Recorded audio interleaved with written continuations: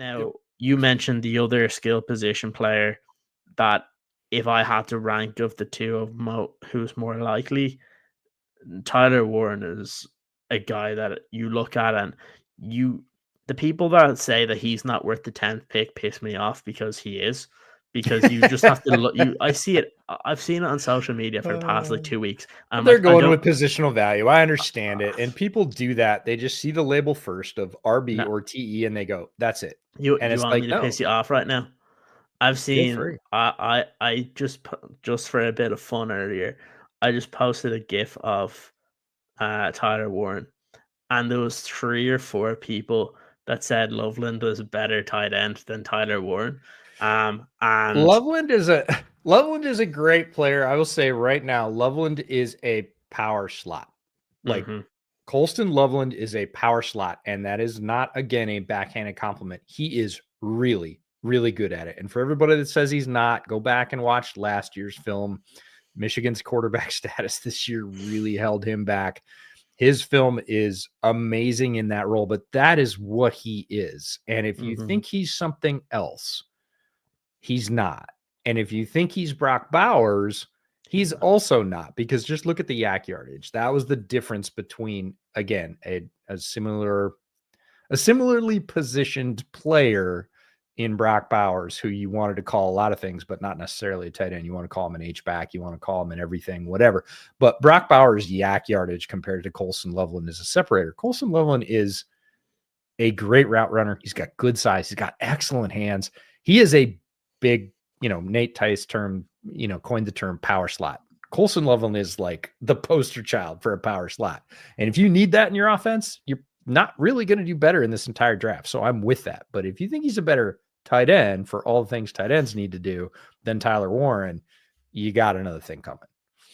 Yeah, and it's interesting because I think now people talk about him a little bit more because we have some of the lead draft analysts from a couple of different networks start to link Tyler Warren with the Bears, and they link them to the Bears because it makes sense in terms of stylistically what you want to do on offense, right? Like, Sure.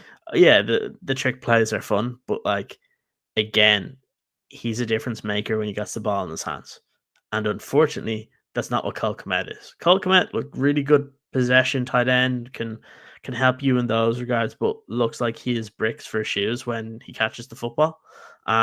You need a guy. Look, it's not going to be like for like, but you mentioned the Jahmyr Gibbs pick that really kind of set the table for that offense in Detroit. But Sam Laporta was another pick that revolutionized their offense as well. A guy that was uber productive as a tight end. And you look at Tyler Warren and you just think, when people say that when they kind of diminish his productivity or how he plays and that they don't think that he's worth the number 10 pick, my response is that you just didn't watch him play in college, because this year he was one of the more impressive offensive talents. And when you watch him play, he's a guy that I don't understand when people say he's not worth the 10th pick, because he is. Would I pick him if there was a left tackle there that you really like? No, because I just think that that's more important. But if the Bears pick Tyler Warren, A, would I be surprised? Hell no. B, would I be mad? No, absolutely not. Because I think he would fit this offense like a glove. I think very similarly to Ashton Genty, if they picked him, would I be a little bit annoyed? Yeah, because positional value. But again, you can come around to it because you're getting a very good football player. And I think that's what you look at when it comes to the skill positions. And I think they're really the only ones that you look at in terms of offense. I think if you go for an offensive player, you're either looking at someone you believe can take over at left tackle or Warren or Genty, and that's it. Yep. If it's none of them, it's going to be on the defensive side of the football. Yeah, no, I agree 100%. And I think people forget. I certainly used to sometimes, especially the higher you go in the draft, the greater this pressure gets, and it's positional value, and it's how's the contract going to play out, and how young is he, and how many years do we, folks, the whole reason you have the picks is to get good football players. Yeah. Like, that's why you have all them picks, right? That's why you lift all them weights. Like, that's the whole point. And if you go get a player that you like slam dunk or given a second contract to outside of injury, you won. Like, I don't really care where you pick them. That is what they're for. That, yes, you want them to be a difference maker up high. Yes, you don't want them just taking up downs. I get it.